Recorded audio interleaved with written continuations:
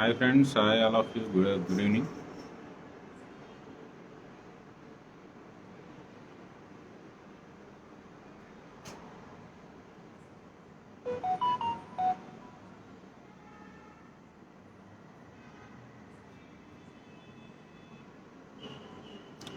Topic ఏంటంటే స్పెసిఫిక్గా ఇందాకే ఒక పేపర్ షేర్ చేశాను. మనకి ఫ్రాన్స్ నుంచి ఏఎక్స్ఐ యూనివర్సిటీ అని చెప్పి ఒక పేపర్ పబ్లిష్ చేశారు. వాళ్ళు ఏంటంటే ఏడీ మీద డెల్టా వేరియంట్ ఏడీ మీద పేపర్ పబ్లిష్ చేశారు.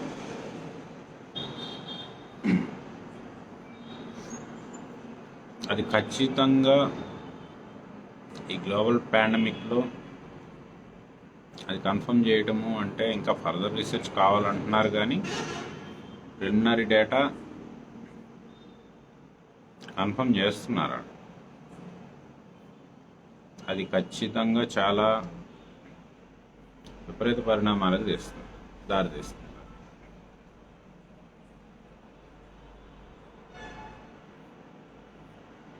ఏడీ అనేది చాలా డేంజరస్. అది డెంగ్యూలో వస్తుంది, ఇంకా రకరకాల వీటిల్లో వస్తుంది.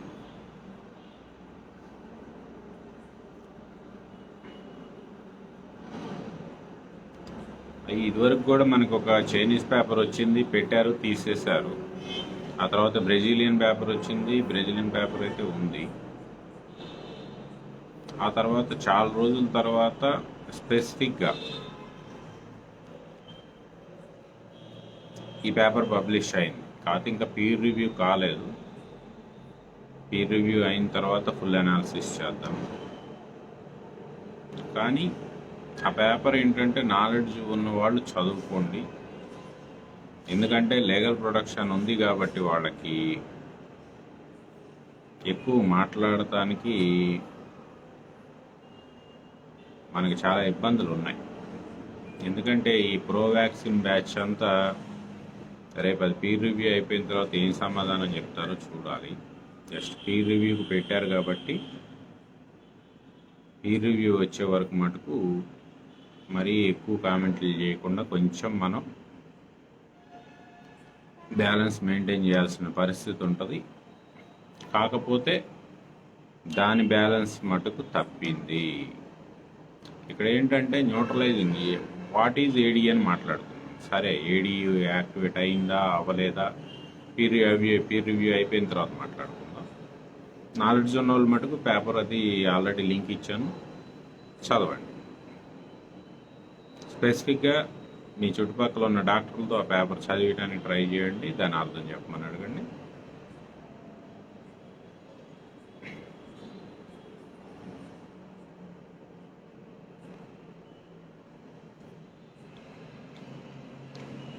కాకపోతే ఏడీ ఇదేంటంటే మనకి యాంటీబాడీస్ వస్తాయంటారు కదా.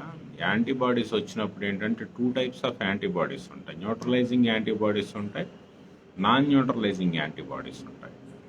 న్యూట్రలైజింగ్ యాంటీబాడీస్ ఏంటంటే వైరస్ని న్యూట్రలైజ్ చేస్తాయి. అట్లాగే నాన్ న్యూట్రలైజింగ్ యాంటీబాడీలు అవేంటంటే మన సెల్స్ మీద దాడి చేయటము, లేకపోతే వైరస్ రిప్లికేషన్ ఇంకా చేసుకోవడానికి, లేకపోతే ఇన్ఫెక్ట్ చేయడానికి, వైరస్ హెల్ప్ చేయడానికి కొన్ని యాంటీబాడీలు మనలో ఉన్న ట్రైటర్ యాంటీబాడీలు హెల్ప్ చేస్తూ ఉంటాయి వైరస్కి. డెంగ్యూలో అలాగే జరుగుతూ ఉంటుంది. ఈ వ్యాక్సిన్ రాని ఏవైతే డిసీజులు ఉన్నాయో వాటిలన్నిటిలో ఈ ఏడీకి భయపడే వాటికి వ్యాక్సిన్ చేయరు అనమాట. ఎందుకంటే వ్యాక్సిన్తో మనం యాంటీబాడీలు తెప్పిస్తే రేపు ఆ యాంటీబాడీలు దానికి ఎక్కువ హెల్ప్ చేస్తే అది ప్రాబ్లం అవుతుంది. కాబట్టి ఏదైతే ఏడీ యాక్టివేట్ అయ్యే డిసీజ్ ఉంటుందో ఆ ఏడీ యాక్టివేట్ అయిన డిసీజులు వేటికి కూడా వ్యాక్సిన్స్ రావు. కాకపోతే కోవిడ్లో ఏడీ యాక్టివేట్ కాలేదు అని చెప్పి ఇప్పుడు దాకా చెప్తూ వచ్చాం. ఎందుకంటే the balance of the neutralising antibodies and non neutralising antibodies మీకు త్రాసు అంటే కాటా. న్యూట్రలైజింగ్ యాంటీబాడీస్ ఎక్కువ ఉంటాయి, నాన్ న్యూట్రలైజింగ్ యాంటీబాడీస్ తక్కువ ఉంటాయి. అసలు పూర్తిగా ఏడీకి హెల్ప్ చేయట్లేదని కాదు, నాన్ న్యూట్రలైజింగ్ యాంటీబాడీస్ కూడా కోవిడ్లో D614G నుంచే వస్తున్నాయి. ఈవెన్ ఈ పేపర్లో చెప్పింది కూడా అదే. కాకపోతే డెల్టా దగ్గరికి వచ్చేసరికి బ్యాలెన్స్ తప్పింది. The weightage of the non neutralising antibodies increase అయ్యాయి, న్యూట్రలైజింగ్ యాంటీబాడీస్ తగ్గిపోయాయి. దానివల్ల ఏమవుతుంది అంటే, ఒకటి మీకు ఇక్కడ సింపుల్గా నేను చెప్పడం ఏంటో సింపుల్గా చెప్తాను. ఇప్పుడు మన దగ్గర ఒక AK-47 ఉంది. దాంట్లోంచి ఎగ్జాంపుల్గా చెప్తున్నాను, మన దగ్గర ఒక గన్ ఉంది. ఆ గన్లో నుంచి మనం నిమిషానికి ఒక 10 బుల్లెట్లు కాలవగలుగుతాం. అవతల ఒక 10 మంది వస్తున్నారు అనుకోండి, ఈ 10 బుల్లెట్లు మనం కాలవగలుగుతాం కాబట్టి 10 మందిని కాల్ చేస్తాం. అదే ఒకేసారి 1000 వచ్చారనుకోండి, అదే మమ్మీ సినిమాలో లాగా గుంపులు గుంపులు వచ్చారనుకోండి, మీ దగ్గర ఎన్ని గన్లు ఉన్నా కానీ ఏం ఉపయోగం? మీరు కాలుస్తూ ఉంటారు, ఆ గుంపులో ఏవో 4 చేస్తాయి తప్ప అయ్యేమో గుంపులు గుంపులు వచ్చేస్తాయి. అట్లాగే ఇక్కడ నాన్ న్యూట్రలైజింగ్ యాంటీబాడీస్ పెరిగిపోతాయి. నాన్ న్యూట్రలైజింగ్ యాంటీబాడీస్ పెరిగిపోయి, న్యూట్రలైజింగ్ యాంటీబాడీస్ అంటే ఏంటి? వైరస్ని చంపే. వాటికంటే వైరస్కి హెల్ప్ చేసి దాన్ని ఇంకా బాగా దగ్గరుండి పిల్లలు పెట్టించే నాన్ న్యూట్రలైజింగ్ యాంటీబాడీస్ పెరిగిపోయాయి అనుకోండి, పిల్లలు ఎక్కువ పడతాయి, చచ్చిపోయే తక్కువ ఉంటాయి. అప్పుడేమవుతుంది? డిసీజ్ పెరుగుతుంది. డెంగ్యూలో అదే జరుగుతుంది అనమాట. డెంగ్యూ ఒక టైప్ ఆఫ్ డెంగ్యూ వచ్చిన తర్వాత Den 1, Den 2, Den 3, Den 4 అని ఉంటాయి. ఒక టైప్ ఆఫ్ డెంగ్యూ వచ్చిన తర్వాత ఆ డెంగ్యూకి యాంటీబాడీస్ వస్తాయి. యాంటీబాడీస్ వచ్చి ఫస్ట్ టైం డెంగ్యూని క్లియర్ చేస్తాయి. కానీ సెకండ్ టైం మళ్ళీ డెంగ్యూ అటాక్ అయిందనుకోండి, సెకండ్ టైం డెంగ్యూ అటాక్ అయినప్పుడు ఏవైతే డెంగ్యూ 1కి మీకు యాంటీబాడీస్ వచ్చాయో ఆ యాంటీబాడీస్ డెంగ్యూ 2 ఏదైతే వచ్చిందో దాన్ని చంపకపోగా అది ఇంకా మనని ఇన్ఫెక్ట్ చేయడానికి ఒక బ్రిడ్జ్లా హెల్ప్ చేస్తుంది. అందుకని డెంగ్యూ సెకండ్ టైం వస్తే మీకు చాలా సివియర్ అవుతుంది, చాలా ప్లేట్లెట్లన్నింటినీ చంపేస్తుంది, చాలా సివియారిటీకి దారితీస్తుంది డెంగ్యూ సెకండ్ టైం వచ్చినప్పుడు. అందుకే మీకు డెంగ్యూకి వ్యాక్సిన్ రాలేదు. ఎందుకంటే వ్యాక్సిన్తో మనం ఆల్రెడీ యాంటీబాడీలు వస్తే డేంజర్. అది ఎటువంటి డిసీజెస్, ఏడీఈ యాక్టివేట్ అయ్యే డిసీజెస్లో యాంటీబాడీస్ వస్తే డేంజర్. కాబట్టి యాంటీబాడీస్ వచ్చినట్టు లేపేయడానికి ట్రై చేయాలి. అందుకే మీకు వ్యాక్సిన్లు ఇచ్చి మళ్ళీ యాంటీబాడీలు ముందే తెప్పించారనుకోండి, ఇమీడియట్గా డెంగ్యూ వచ్చినప్పుడు ఆ డెంగ్యూని యాంటీబాడీలు చంపకపోగా దాన్ని ఇంకా ఇన్ఫెక్ట్ చేసుకోవడానికి ఎక్కువ ఫెసిలిటేట్ చేయాలి. దాన్ని ఏడీఈ అంటారు. ఆ ఏడీఈ ఇదివరకు ఏంటంటే, ఇప్పుడు మనకి ఒక 100 యాంటీబాడీలు చంపే వస్తే ఒక 10 యాంటీబాడీలు దానికి హెల్ప్ చేసే వచ్చాయి. కానీ ఇప్పుడు ఏమైందంటే, డెల్టాలో ఇప్పుడు ఏదైతే ఈ ఫ్రాన్స్ పేపర్ వచ్చిందో, ఫ్రాన్స్ యూనివర్సిటీ పేపరు, దీంట్లో వాడు చెప్పేది ఏంటంటే, అది D614Gలో 100 ఇవి వస్తే 10 నాన్ న్యూట్రలైజింగ్ వచ్చాయి, 100 న్యూట్రలైజింగ్ వచ్చి 10 నాన్ న్యూట్రలైజింగ్ వచ్చాయి. ఇప్పుడు కాటా తిరగబడింది. 10 న్యూట్రలైజింగ్ వస్తే 100 నాన్ న్యూట్రలైజింగ్ వస్తుంది. ఎప్పుడైతే 100 ఏమో హెల్ప్ చేస్తాయి వైరస్కి, 10 ఏమో క్లియర్ చేస్తాయి. అప్పుడేమవుతుంది? క్లియరెన్స్ అవ్వదు, అది ఇంకా రిప్లికేట్, ఇంకా ఎన్హాన్స్ అవుతుంది, డిసీజ్ ఇంకా ఎన్హాన్స్ అవుతుంది. అది దీని గురించి ఇంకా ఓపెన్గా ఫ్యూచర్లో డిస్కస్ చేద్దాం. బెటర్ ఏంటంటే, రెండోది ఇక నుంచి మటుకు ఇప్పుడు ఏడీ యాక్టివేట్ అయ్యింది కాబట్టి, ఏడీ యాక్టివేట్ అయ్యే అవకాశాలు బలపడుతున్నాయి. కంపల్సరీ కోవికేర్ అయితే పబ్లిక్ ప్లాట్ఫామ్లో అయితే చేసే పరిస్థితి లేదు, లీగల్గా ఇబ్బందులు ఉన్నాయి. కాబట్టి ఎవరైతే హెల్ప్ రిక్వెస్ట్ చేస్తున్నారో మీరు మటుకు దయచేసి డిలే చేయొద్దు. డిలే చేసి వస్తే మేము అడ్వైస్ చేయలేము.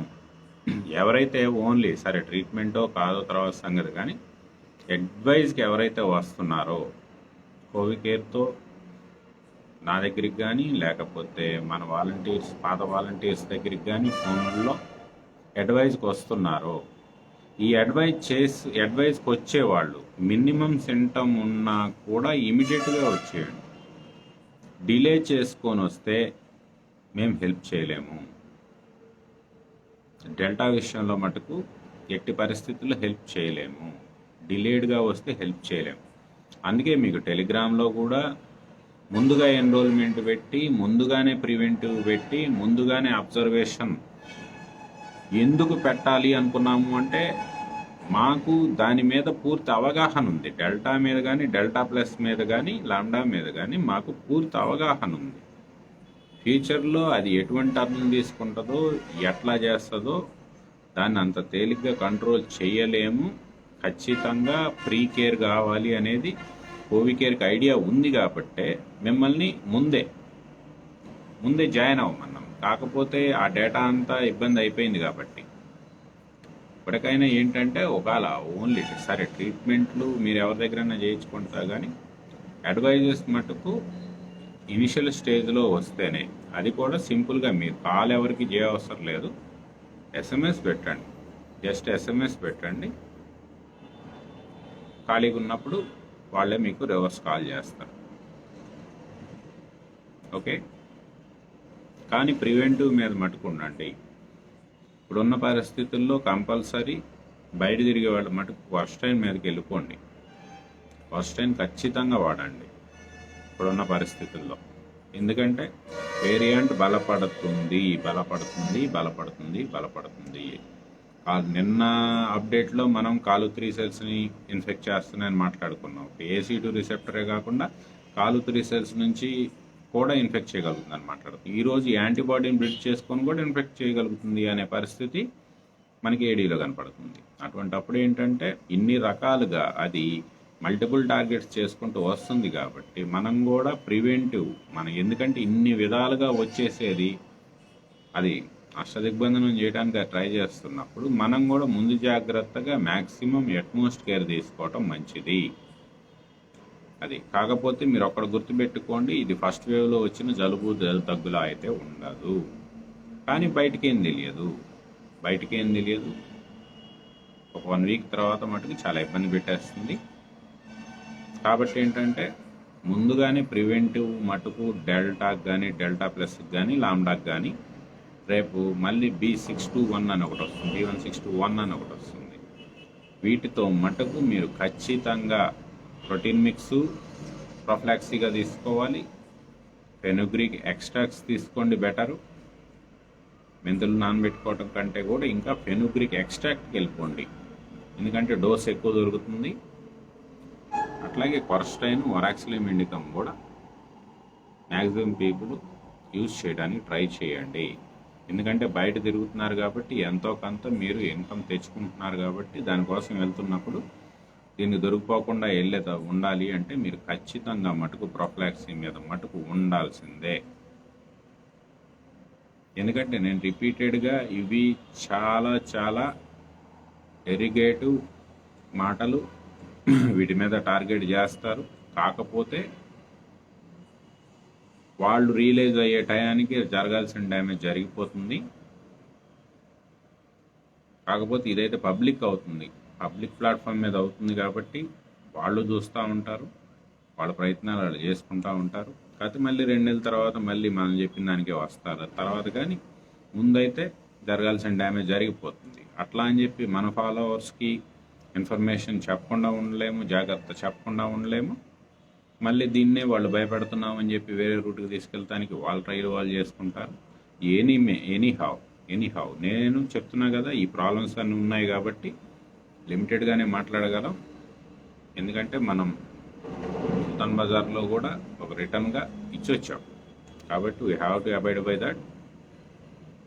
అట్లా అని చెప్పి ప్రాణాల మీదకి వచ్చే డేటా ఉన్నప్పుడు షేర్ చేయకుండా అయితే ఉండలేం. అందుకని అర్థం చేసుకోండి, దయచేసి అర్థం చేసుకోండి. ఫాలోవర్స్ మటుకు దయచేసి అర్థం చేసుకోండి. మీకు ఏదైనా ఇబ్బంది ఉంటే ఒక SMS పెట్టండి పాత నెంబర్కి, దాన్ని మన డేటా టీమ్కి ఫార్వర్డ్ చేద్దాం, వాళ్ళు హెల్ప్ చేస్తారు. కానీ చాలా జాగ్రత్తగా ఉండండి. ఎందుకంటే 3 రకాలుగా ఏసీ2 రిసెప్టర్, కాలు3, ఇప్పుడు ADE యాంటీబాడీ కూడా హెల్ప్ చేసే పరిస్థితి వస్తుంది ఫ్యూచర్లో డెల్టాలో. సరే వాళ్ళు కన్ఫర్మ్ చేసిన దాకా వెయిట్ చేద్దామా, మనకు ప్రిలిమినరీ ఇన్ఫర్మేషన్ ఉంది కాబట్టి ముందుగానే జాగ్రత్త పడదామా ఆలోచించుకోండి. యాంటీబాడీ కూడా బ్రిడ్జ్ అవుతుంది, ఇన్ఫెక్ట్ చేస్తుంది. Mostly P681R CD8ని లేపుకెళ్తుంది. ఏడీఏ వస్తే CD4ని వేసుకెళ్ళే అవకాశాలు ఎక్కువగా ఉంటాయి, CD4ని ఎత్తుకెళ్తాయి.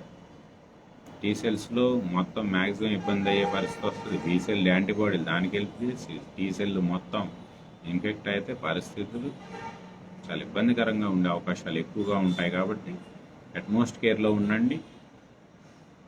థర్డ్ వేవ్, ఫోర్త్ వేవ్ మటుకు అట్మోస్ట్ కేర్లో ఉండండి. ఈ రెండు సర్వైవ్ అయ్యాయంటే తర్వాత ఎట్లయినా సర్వైవ్ అయిపోతాం. థర్డ్, ఫోర్త్ మటుకు అట్మోస్ట్ కేర్లో ఉండండి. ఏమాత్రం లైట్ తీసుకోవద్దు. ఫస్ట్ వేవ్ లాగా జలుబు దగ్గులా ఉండదు. ఓకే, ఇది కట్ చేద్దాం. ఒక 5 minutes ఆగి క్వశ్చన్ అండ్ ఆన్సర్ పెట్టుకుందాం. ఏమంటే రిపీటెడ్ క్వశ్చన్స్ మటుకు అడగండి. చెప్పి ఉన్నాం. ఏమన్నా కొత్త సబ్జెక్ట్ ఏమన్నా ఉంటే మాట్లాడండి, అవి క్లియర్ చేస్తాను. మళ్ళీ ఫుడ్ మీద వాటి మీద మటుకు క్వశ్చన్స్ అడగండి, అవి ఆన్సర్ చేయండి. ఓకే, ఒక 5 minutes